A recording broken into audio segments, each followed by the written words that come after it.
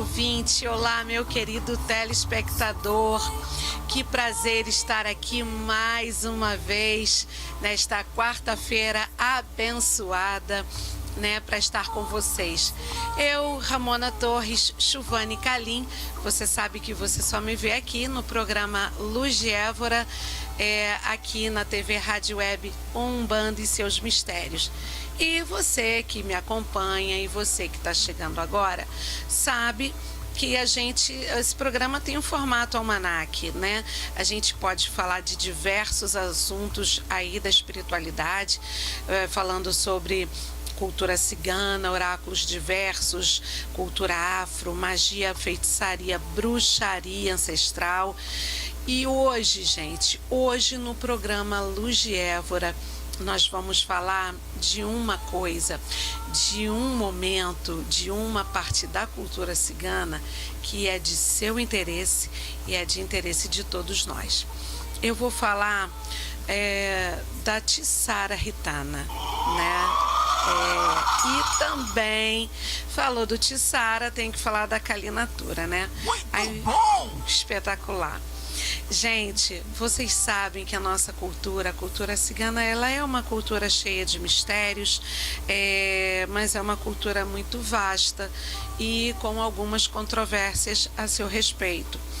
E é sabido que quando a gente está trabalhando na magia, na estrutura do acampamento, nem sempre o que se diz ou o que se tem de ideia é realmente o que é verdade, não é verdade? E sendo assim, há muitos anos atrás, eu, através dos meus clientes, dos alunos, dos cursos de baralho cigano, as pessoas falavam assim: Ramona, eu preciso aprender mais sobre essa cultura. O que eu faço para cuidar da minha cigana? Como é que eu faço? O que eu dou? Como eu faço o ponto de força dela? Como é que isso tudo pode ser estruturado? E eu fui percebendo ao longo dessas conversas com as pessoas, que as pessoas tinham uma ideia muito romantizada, Até por conta do filme de Bizet, Carmen de Bizet, era muito romântico, era uma coisa assim muito do conto de fadas, muito das histórias que se contava. Mas, na verdade, pouquíssimas pessoas fora do acampamento sabiam como lidar nessa cultura, principalmente na parte espiritual. É por isso que o nome do programa hoje a gente falou Tissara Ritana, É a casa do cigano, é a barraca, a casa de Sara e tudo que você pode coligar com o nome Tissara. Gente, a gente tem uma magia que é muito intrínseca do nosso povo. E sendo assim, em 2005, 2006, eu comecei a estruturar, é claro que aguardando o momento em que eu tivesse essa autoridade para falar, um curso onde eu pudesse falar o que pode ser dito e o que as pessoas poderiam abrilhantar a caminhada espiritual de cada uma dessas pessoas. Então, falar sobre a nossa magia, sobre os nossos oráculos, sobre a nossa estrutura, e assim nasceu um curso do mesmo nome do programa hoje, curso Tissara Ritana, Esse curso começou a ser veiculado em 2006. Antes eu dava assim uns tópicos soltos, mas como eu estruturei a mesma estrutura do que a gente faz de caminhada e de aprendizado no acampamento, para poder chegar até a Kalinatura, que eu vou falar para vocês também hoje. E, gente, dentro de tudo que a gente aprende, nós que somos irmãos do Sol e da Lua, a gente começou a falar um pouco sobre a nossa origem. Então, a Tissara Ritana, quando você está dentro de uma casa cigana, espiritual ou de um acampamento, você vai perceber o quê? Você vai perceber um pouco de cultura que é do povo da resistência, com a parte da estruturação. Porque tem muita gente que fala assim, o cigano é livre, né? Ele sai daqui hoje, não gostou desse sol, levanta e vai lá para o outro lugar. Não é bem assim, não. E é isso que as pessoas queriam aprender, porque depois dos anos 90, onde a nossa cultura ficou muito mais expoente por conta de vários acontecimentos, né? O lançamento do baralho da Kátia Bastos, já trazendo uma gravura lindíssima, falando sobre o nosso povo em nível nacional, através de uma revista. Na época, depois advento da novela, que todo mundo lembra, a novela dos ciganos, e por aí foi popularizando e foi trazendo esse ser que é você. Porque, gente, veja bem, a pessoa que antigamente, que ainda é médium de espírito cigano, antigamente, quando não tinha tido essas iniciativas dessas pessoas, a pessoa ficava meio perdida, porque ela sabia muito pouco, e a culpa também é do nosso povo. E por quê? Porque a gente também, diante de várias perseguições, acabou se fechando. E para mim tirar, né, para eu tirar do acampamento essa cultura, foi muita luta, foi muita resistência, foi muita pedrada que eu tomei. Mas hoje, gente, eu vejo que só valeu a pena, e é por isso que no curso Tissara Ritana, ele traz tudo o que a gente aprende desde o início dos ciganos no mundo, né? Desde os tempos de Moisés. Da onde vieram esses nômades? Quem são esses nômades? Eles vieram da onde? E as lendas que se contam a nosso respeito, os clãs, né? Como é que se processa? Hoje as pessoas têm ali as mais romantizado, né? Os nomes dos clãs mais voltados para a espiritualidade. O clã dos ciganos do ouro, o clã das ciganas encantadas do amor, o clã dos tuaregues, o clã dos espanhóis. E aí, gente, chegou a hora de falar que esses clãs têm nomes. E foi uma diáspora mais ou menos assim.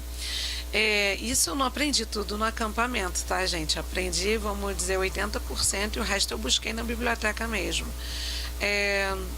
Antigamente, no início do mundo, a primeira alusão ao povo cigano que se faz nas literaturas são as mesmas histórias que a gente ouve de nossas mães e avós, que nós teríamos vindo da Índia.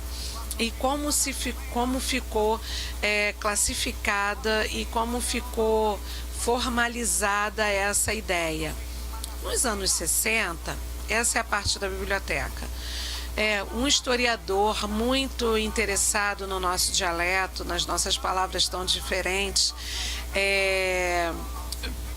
fez uma pesquisa onde ele foi lá no fundo das questões para saber a origem. E ele descobriu que a base do romanês, do romani, do romani, vem de 4 línguas indianas, todas chamadas línguas mortas, línguas sem uso no dia a dia, a não ser que fossem em um cunho espiritual, né? Então ela vem do Pácrito, do Marathi, do Sânscrito e do Punjabi. Juntando essas 4, dá o nosso dialeto, né? E a partir daí, esses nômades que andavam pela Índia, eles foram expulsos por um rei chamado Sindh.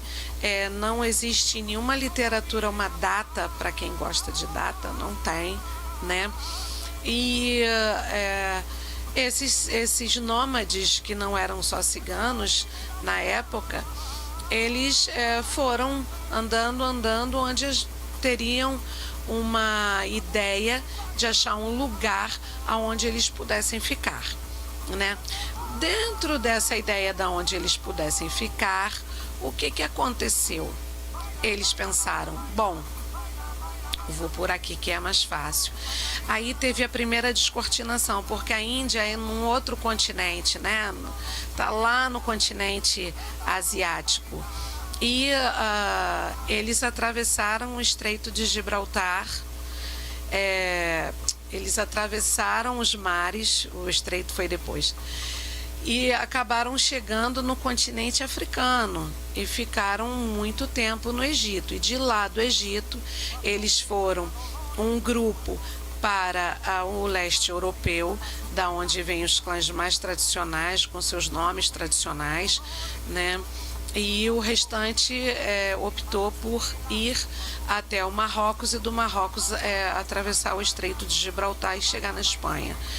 Essa é uma pequena diáspora que é o que a gente aprende. As mães não contam com essa riqueza de detalhes, porque 90% do nosso povo, naquela época, eu estou te falando de 50 anos atrás, que era a minha infância, era difícil um cigano chegar na escola, saber ler, saber escrever, ter cultura, como ainda hoje nas partes do Nordeste, lá no Crato, no grande rancho de 2.500 ciganos, que é o maior rancho do Brasil, ainda é assim.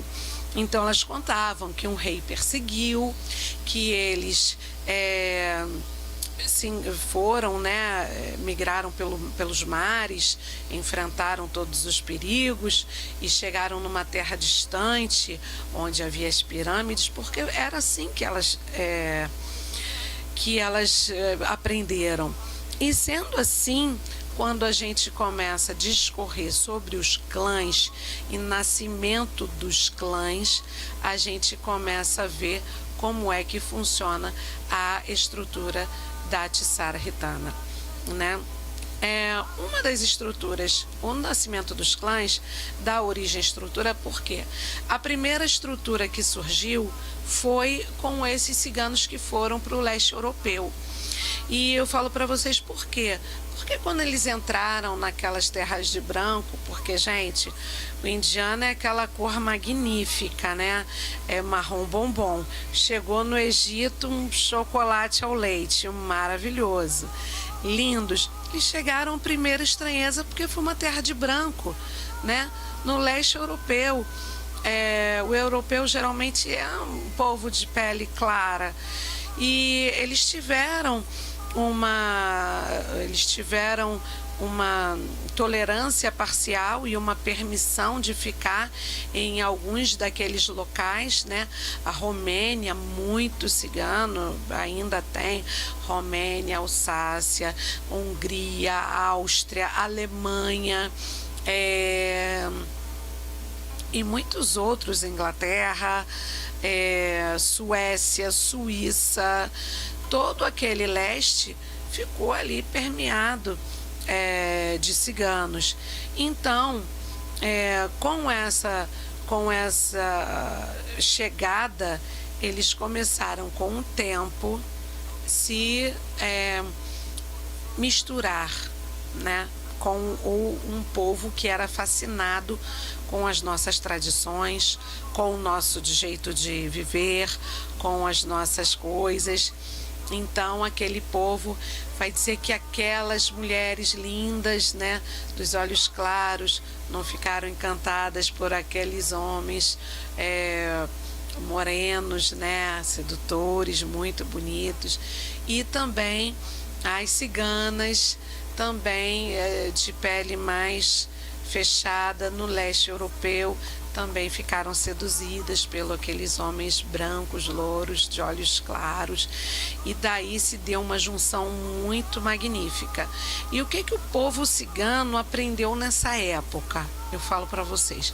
Aprendeu o seguinte, que todas as famílias, né, as grandes famílias do leste europeu, as famílias ricas, elas tinham uma organização social que era o seguinte: por exemplo, aquela família que tinha uma profissão dominante, né, todos daquela família tinham uma inclinação para ter aquela profissão, eles faziam como se fosse um clã fechado, uma família fechada, se referia a essas pessoas com o nome da família. Foi daí que surgiu a identificação dos clãs. Profissão dominante entre os ciganos e o nome da profissão em romanês. Assim nasceram os Calderates, os Rudares, os Matuaia, os Bedonis, os Ursari, os Rudares, já falei, os Boiacha, vários ciganos, os Gorbeto, que vem daquela origem do leste europeu.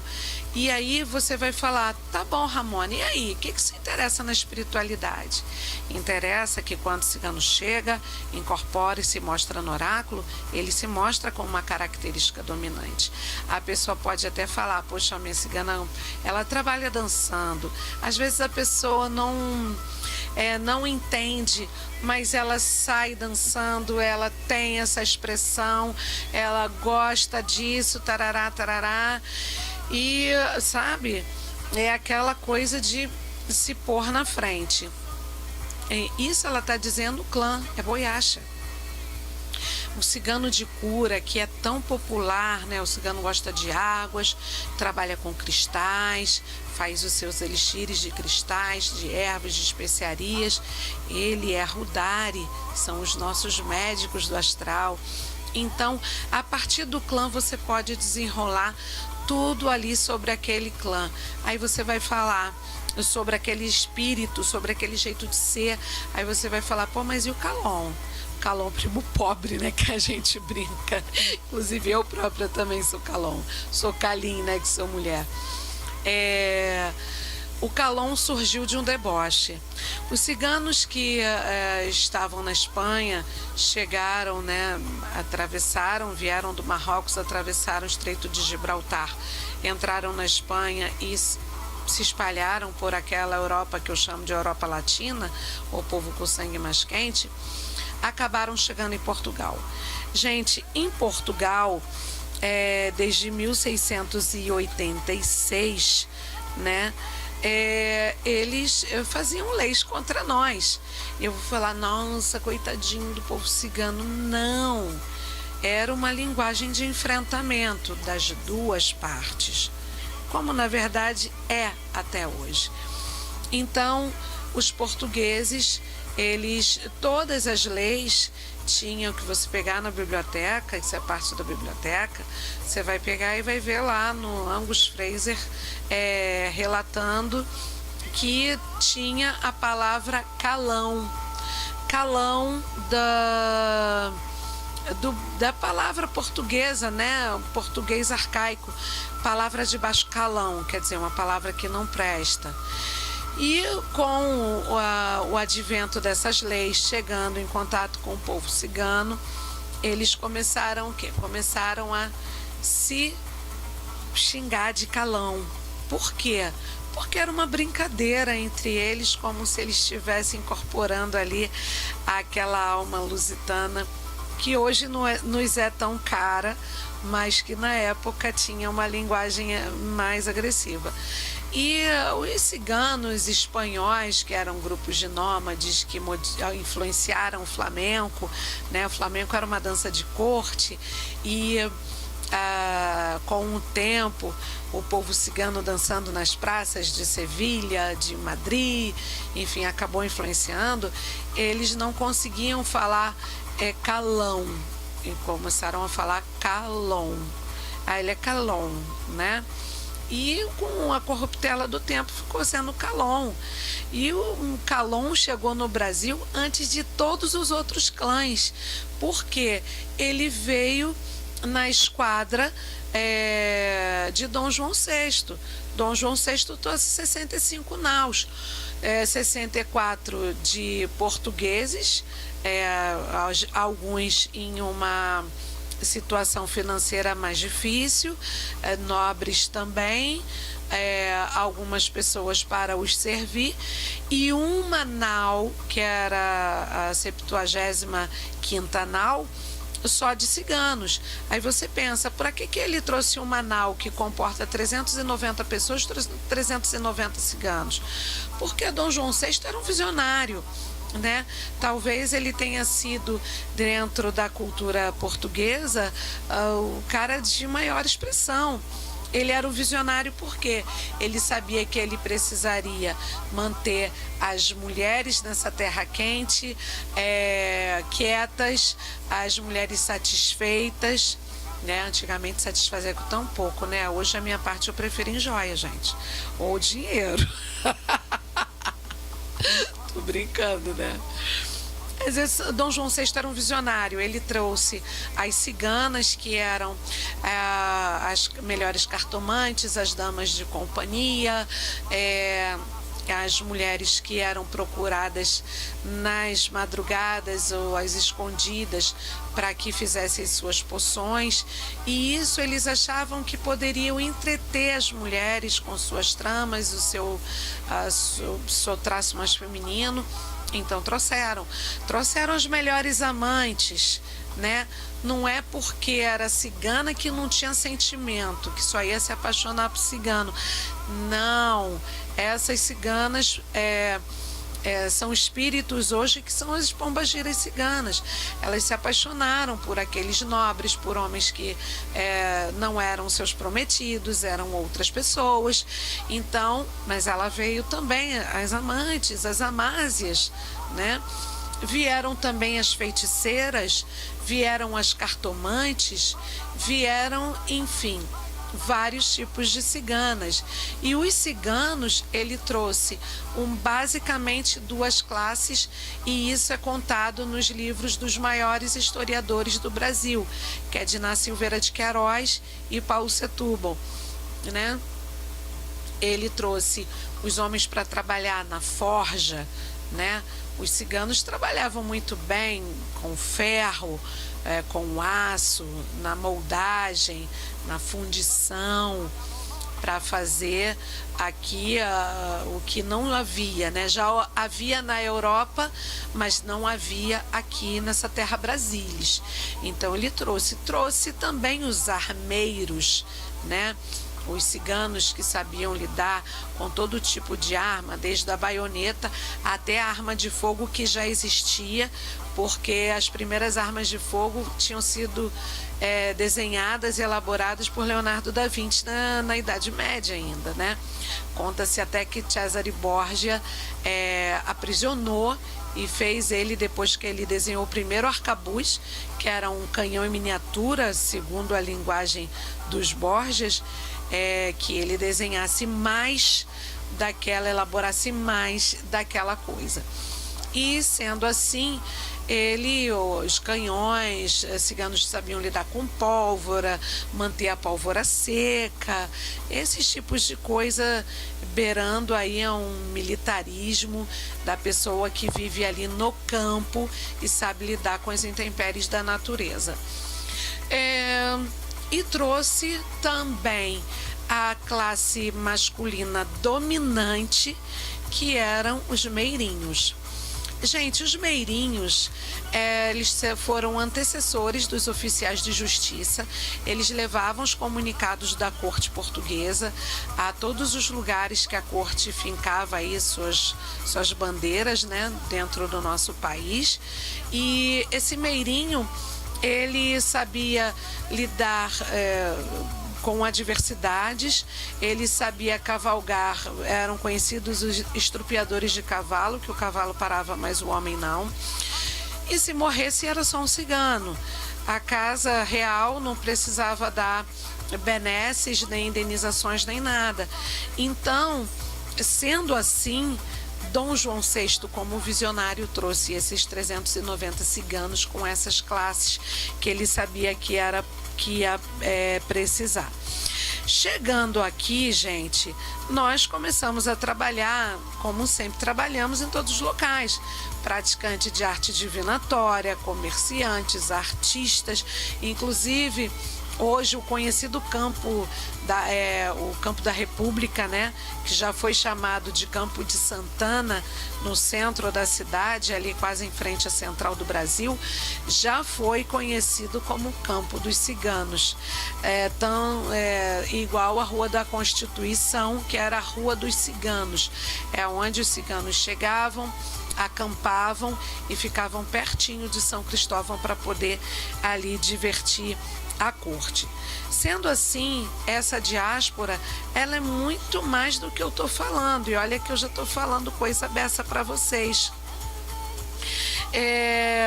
Chegando aqui, com o passar do tempo, Dom João VI voltou para Portugal, o Dom Pedro I ficou no Brasil, e para manter o domínio, a cúpula de poder fez uma proibição, que os ciganos eram proibidos de falar romanês. E por que essa lei só caiu em desuso em 1900? Porque o que acontece? Dom João VI já tinha percebido, posteriormente Dom Pedro I e Dom Pedro II não queria que houvesse uma linguagem adicional, onde eles falassem entre si ou até mesmo tramassem, que a corte tinha muito, né, medo de uma trama, já que eles tinham tramado tanto para chegar aqui no nosso solo, tinham medo que tramassem, então eles proibiram. E sendo assim, gente, foram os calões que vieram antes, e depois vieram também muitos outros clãs que estão aqui no nosso país com seus descendentes, né, hoje em dia fazendo aí um uso belíssimo da nossa cultura, projetando a nossa cultura, levando uma coisa legal. E nessas hordas de preconceito, muita gente preferia falar romanês só entre os seus, só entre família, escondido, né, em festas de clãs que não se separavam, justamente para não ter nenhum tipo de problema. E com esse movimento, vocês imaginam que esses espíritos de ontem, espíritos que eu estou falando, são os espíritos de hoje, né? Com histórias, tiveram dores, tiveram amores, tiveram decepções, tiveram a história deles, e eles trazem isso para a egrégora da gente, né? Então, quando ele se aproxima de um gádio, de um médium, eu falo para você, aquele médium acaba até agregando alguns dos nossos costumes na vida dele, seja por intuição, seja por vibração, enfim, ele consegue sim ali. E eles, né, conseguem trazer muitas coisas legais, muitas verdades até sobre nós, mas eu falo para vocês, nada como um cigano para poder falar, mas que se dedica, porque só o que a gente tem no acampamento não poderia trazer um acervo de informações tão cheio de detalhes para vocês. A gente tem que estudar também. Aliás, gente, médium tem que estudar em qualquer linha espiritual, não é verdade? O kardecista estudar Kardec, um bandista estudar Umbanda, o candomblessista estudar a sua raiz, estudar Yorubá. Porque saber não ocupa espaço, né? E faz você falar o quê? A linguagem do espírito. E isso tira um pouco, quando a gente explica, essa ideia até do cigano hoje, né? Como eu, encarnado, que o nomadismo é um fator intrínseco, e o gosto por viagens e liberdade é um fator fundamental para que esse povo tenha esse jeito de viver. E eu falo para vocês, a única coisa que o povo cigano não tem hoje é liberdade.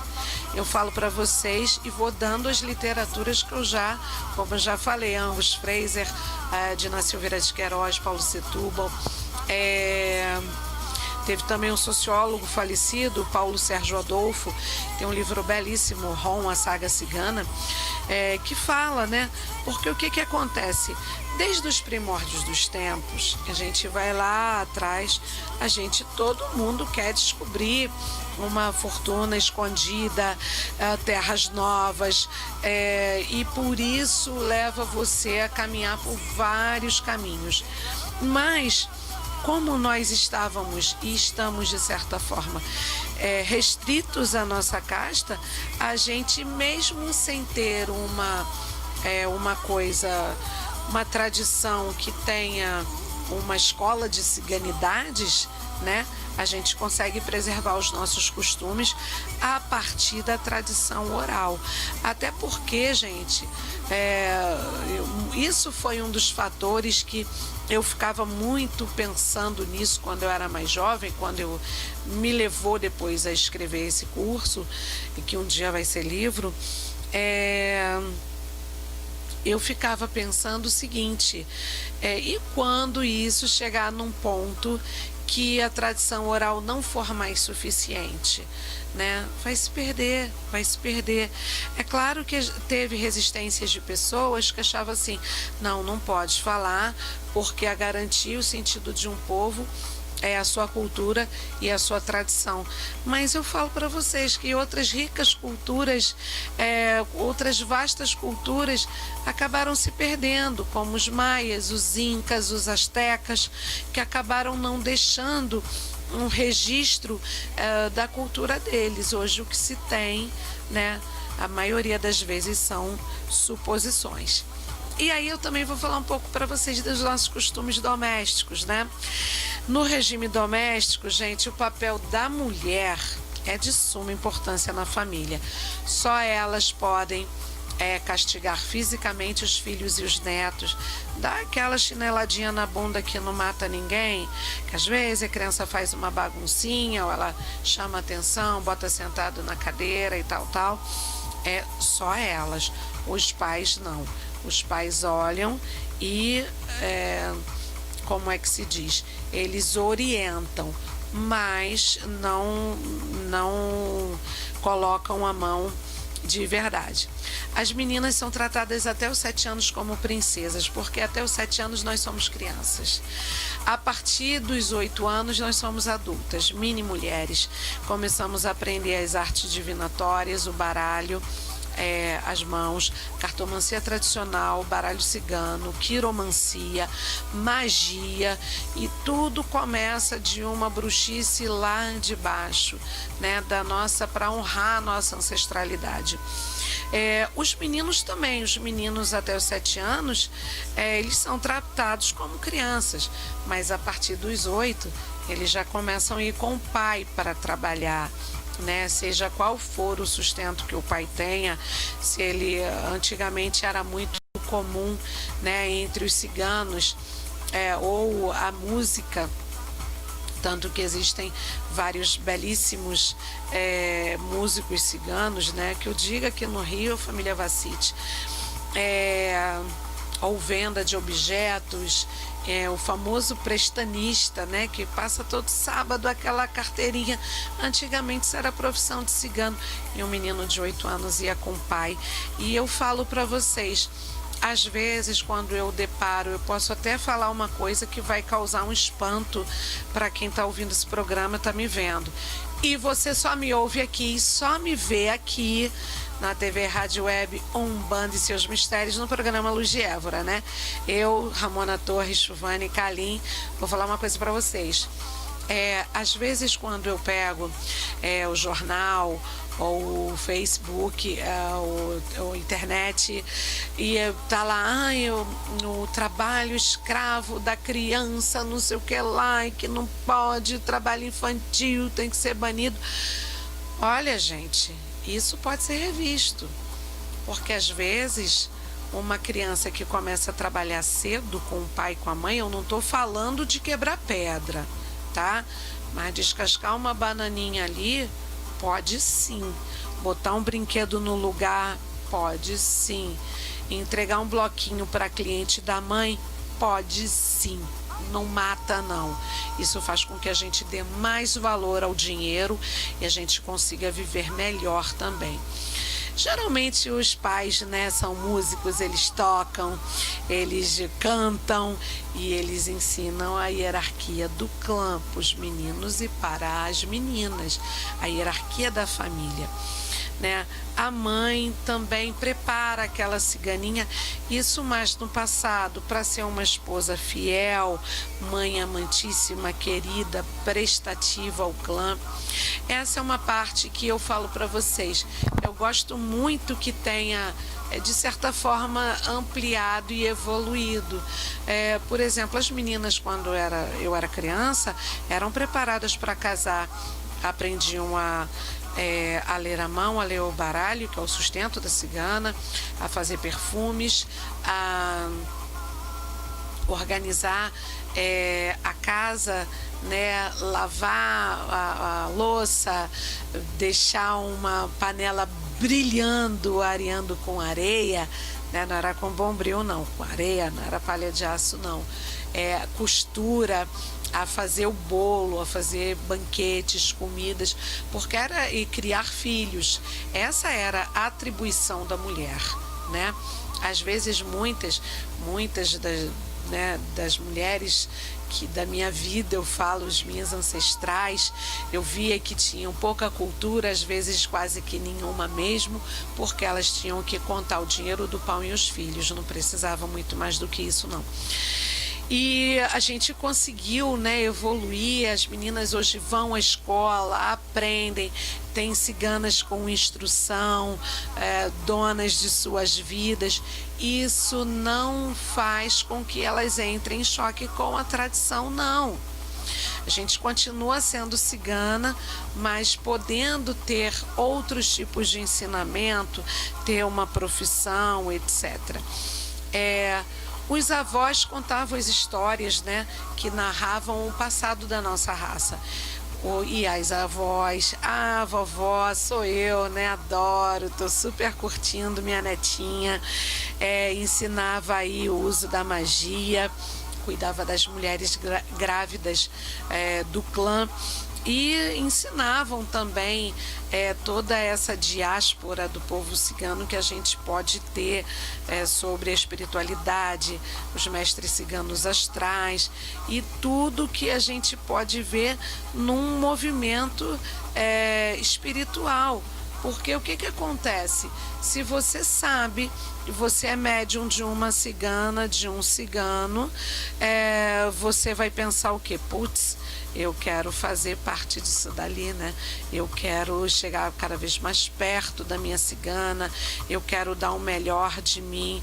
E eu falo para vocês, sabe por que isso?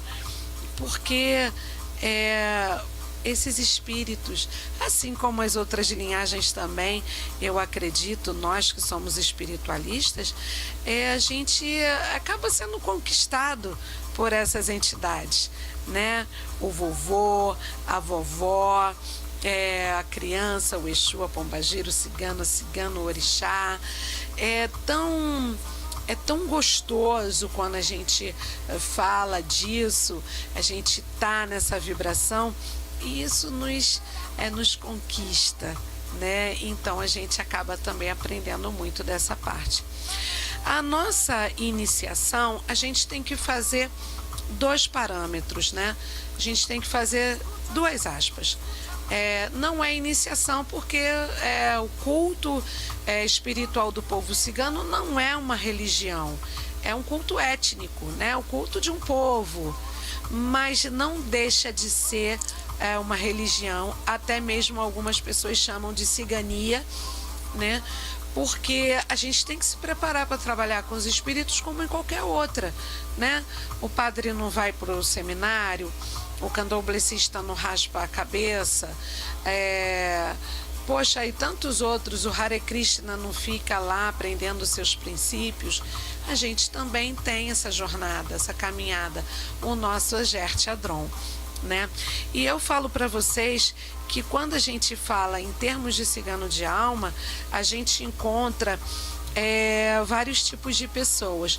A gente encontra aquele médium que se encaixa nos trabalhadores, né?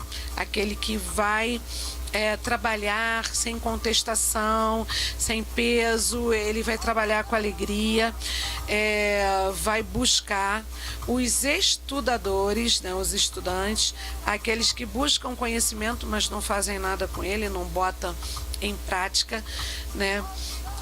Enriquece o seu saber, mas poderia colocar em prática e não coloca.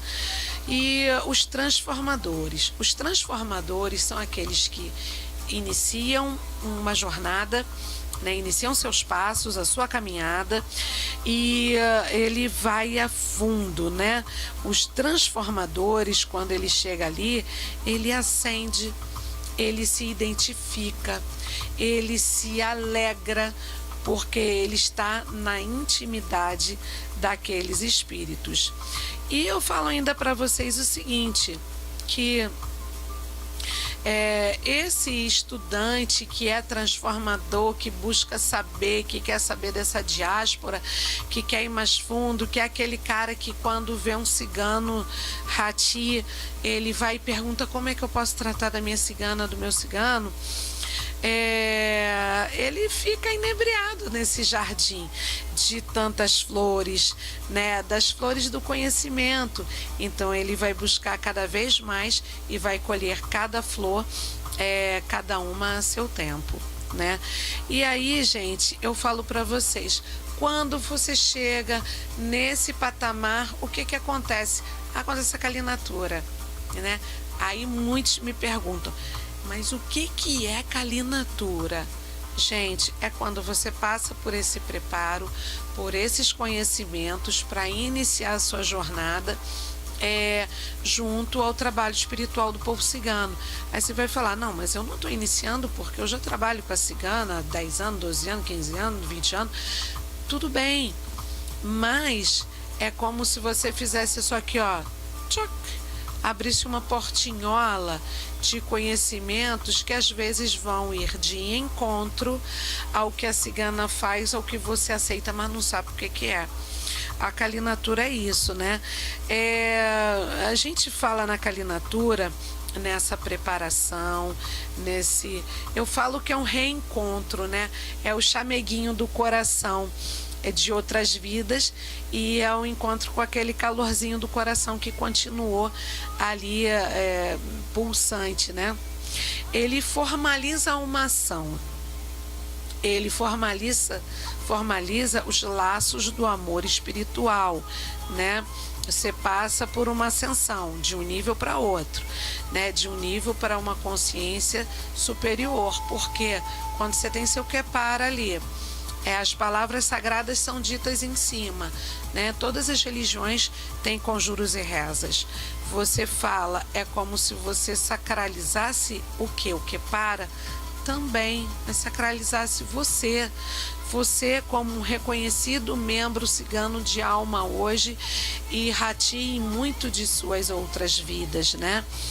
Essa introdução de você pertencer a uma família astral, independente de você estar em alguma casa ou não, consiste nesse aprendizado de vivenciar essas energias do universo da ancestralidade cigana, né? E aqui vai se destacar valores fundamentais, né? A celebração da calinatura, ela fortalece, ela prepara para as dificuldades da vida, conduz ao autoconhecimento, é uma conquista da luz. Às vezes, muitas vezes, uma pessoa até me falou, poxa, toda vez que tem uma calinatura na tua casa, tem lá uma pessoa que foi calinaturada e fala, poxa, minha vida mudou, né? Até eu pisar aqui, minha vida mudou, e que não sei o que, minha vida mudou. São várias pessoas falando, mas não é a casa em si, é o saber, é o conhecimento, é o ritual, é a harmonia entre o espírito cigano da pessoa e a pessoa. É por isso que a gente muda, independente de estar numa casa como a minha ou não, né? Essas transformações, elas passam a ser mais constantes dentro dessa mediunidade, elevando o nível de consciência, né? E até mesmo, de certa forma, alterando o nível de consciência.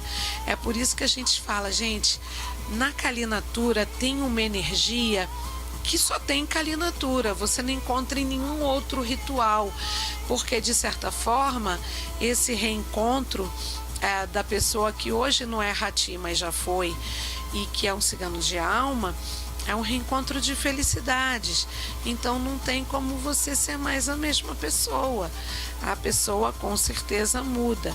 Ela passa a ser ali idealizadora e executora do seu próprio destino, né? É por isso que essa força ancestral, quando se manifesta, ela, através da Kali Natura, ela acha um meio de se realizar. E também, gente, quando você põe o Kepara no seu pescoço, é um compromisso espiritual que você faz com o astral. É um laço, uma aliança de você com o seu cigano, com a sua cigana. Não é comigo e nem com a minha casa, ou com outras pessoas que estão fazendo, várias aí, Brasil afora, aptas para fazer Kali Natura, que fazem, bem legal, e traz a oportunidade da pessoa sentir uma fantástica força de ser livre, livre naquela força que é tida como romântica do livro. Não, é livre porque independente de qualquer coisa, você pode amar o seu povo como ontem, como hoje ou como amanhã, né? E isso se faz de uma forma consciente, de uma forma da sua alma, né? Muitos passam a viver ali com uma essência mais profunda, com um compromisso muito forte diante das palavras sagradas que são ditas em cima do seu Kepara, diante das palavras sagradas que são rezadas, de uma energia cigana que é jogada em você, né? Jogada mesmo, colocada lá dentro. É uma experiência muito intensa, visceral e para a vida toda, né? Gente, Kali Natura é um momento único de emoção, de lágrima, de felicidade. É uma emoção que só sabe quem já passou, né? De mover as energias aí com tanto amor. E aí a pessoa me pergunta: poxa, será? Eu falo para vocês, eu falo para vocês mesmo. Por exemplo, no domingo, na minha casa, no dia 31 de março, teve Kali Natura, reencontro, que eu falo, a confirmação da Kali Natura, e 2 rotis, 2 rotizados, que foi o pai, o babá Carlos do Oxalá, né, o Carlos Rodrigues, lá do Oluaiê, em Cantos, e a Renata Rosa Luz, lá do Caminho de Fé. E, gente, o Carlos foi Kali Naturado há 15 anos atrás, a Renata 12, quando ainda era uma coisa, uma informação aqui, outra ali, e a gente indo e a gente caminhando. E a emoção de todas as pessoas que lá tiveram, não só por causa do Roti, mas por todos os Kali Naturados, inclusive minha neta Valentina, foi de uma emoção ancestral, porque todos os ancestrais vêm participar daquele momento único. Então, esse reencontro, né, você sentiu uma vez, é como um vício. Você quer sempre mais, e a pessoa fica sempre pensando assim: eu preciso voltar lá. Então, às vezes, vem Kali Naturados, que já foi Kali Naturado lá, né?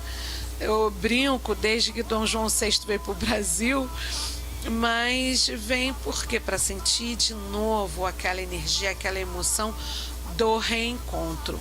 É isso que eu queria falar para vocês, para avisar vocês também que em maio, né, ainda não está na nossa programação, mas todo mundo já me perguntando, já garantindo sua vaga.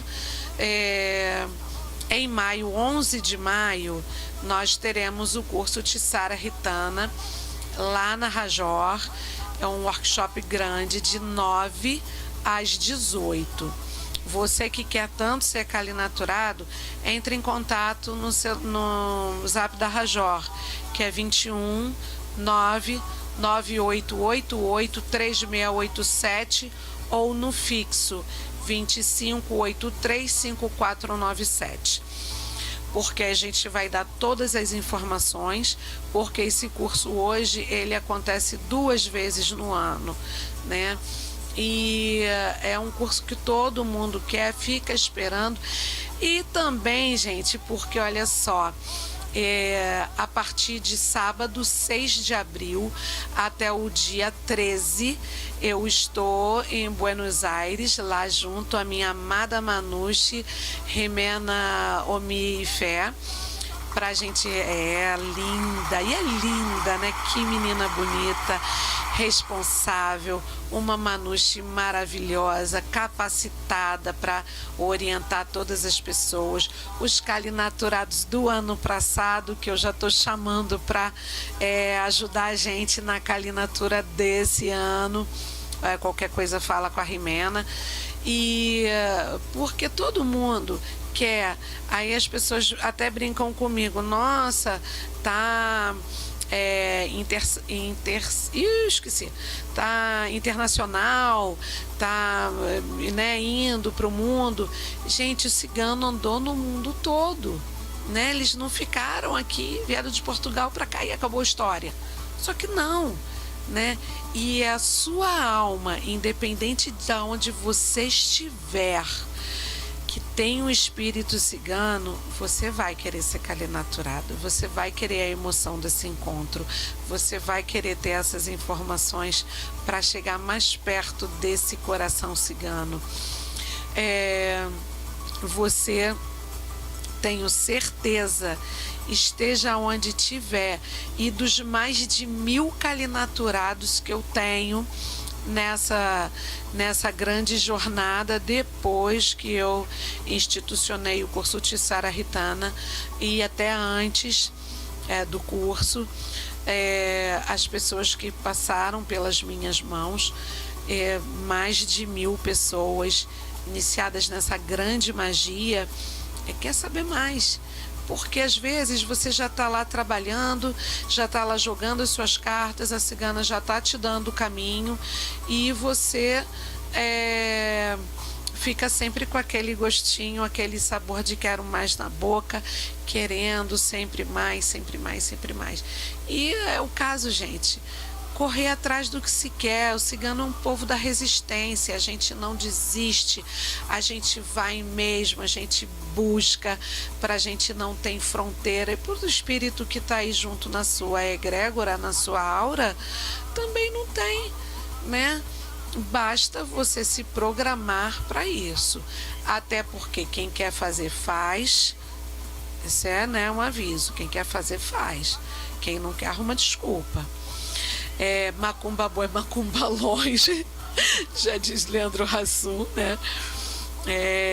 Quem quer faz, se esforça, se organiza, até porque o que eu mais penso é que eu não sou eterna, e dentro dessa ideia de não sou eterna é que eu tenho que passar esses conhecimentos, assim como outras pessoas também estão passando belíssimamente, trazendo toda essa luz do povo cigano para cada coração cigano, tá bom, gente?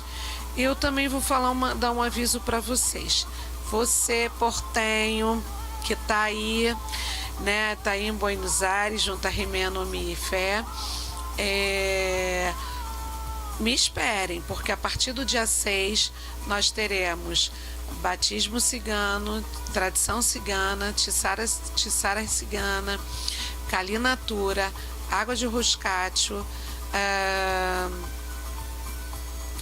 baralho das ciganas encantadas do amor e suas magias, baralho de Maria Padilha, que essa não podia faltar, né, e suas magias, palestras sobre como ser feliz no amor, palestra de prosperidade, palestra sobre bruxaria, enfim, o culto das corujas, né, as lechuzas, para a gente poder conseguir dar seguimento isso aí. E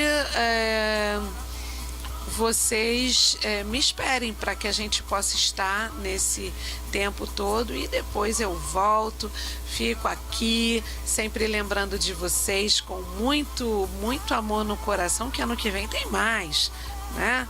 Eu já estou pensando no ano que vem, que eu sou ansiosa, e o pessoal daqui também. Tá bom, gente? Era isso. Queria falar um pouquinho de Tissara Ritana para vocês, Kali Natura para vocês. E é isso. Olha, meus amados, fiquem com Deus, mas fiquem com Deus. A gente tem que terminar o programa, não tem jeito, né? Eu fico, o chorinho da Valentina. Eu fico com o coração partido a cada quarta-feira, mas faz parte da vida e toda quarta-feira a gente está aqui, né? Você que é meu ouvinte, meu telespectador, né? Você só me vê aqui no programa Luz de Évora, na TV Rádio Web Umbanda e Seus Mistérios. E a gente se vê, a gente se fala. Qualquer coisa, Facebook, Luz de Évora, Ramona Torres, ou no Instagram, ou pelo Zap. Tá bom, gente? Fiquem com Deus, um beijo no coração e a mintura! La otra noche en una juerga.